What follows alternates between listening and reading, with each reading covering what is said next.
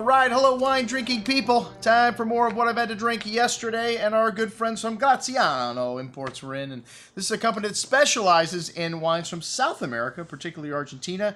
And, well, they have an Argentine steakhouse down in South Miami. And they have a great wine list there. These guys passionate about wine. We love doing business with small companies. They bring us unique products that are experts on their particular range.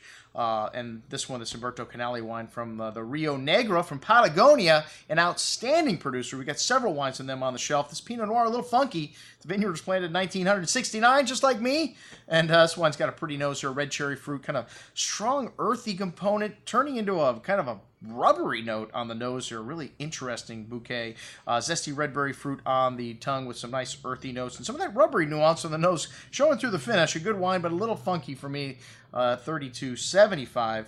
Humberto Canale Cabernet Franc, the Grand Reserva, 100% varietalist wine. It's got a lot of blackberry, blueberry fruit, that sweet tobacco, kind of peppery spice you get from Cabernet Franc, dark chocolate, pretty violet notes, really sweet bouquet, bright and zesty blackberry fruit on the tongue with a good amount of those pretty floral notes. Some tannins here at the end, but a lot of sweet fruit. Really rich, very dramatically different in style from the Cabernet Franc from Luján de Cuyo from Les Perdices.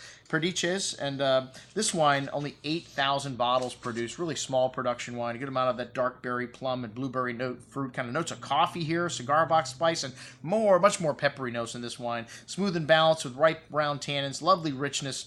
That cigar box and peppery note lasting through the finish. A little bit more savory, but excellent juice. I like both of them. I have to say, you know, for the price difference, which is minimal, I would probably go with the Les Perdices. All right, the Malbec from Les Perdices, the Reserva from Luján de Cuyo. This wine also 100% varietal. A good amount of dark earth and violet notes of the blackberry fruit. A little dark chocolate note there as well. Good amount of that sweet, bright blackberry fruit on the tongue with smooth tannins. A nice touch of that violet perfume on the finish. Excellent juice.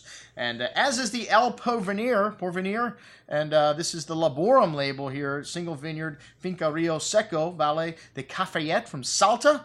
And this wine, very different, pronounced really earthy, tobacco spice, dark berry fruit, only 15,000 bottles produced of this wine, also 100% Malbec, some barnyard notes, so getting a little funky here with this wine. A big and fruity wine on the tongue, ripe brown tannins, good hand of that earth and peppery note and pretty floral notes in the finish. Like I said, very different in style, both of these wines, but both of them excellent.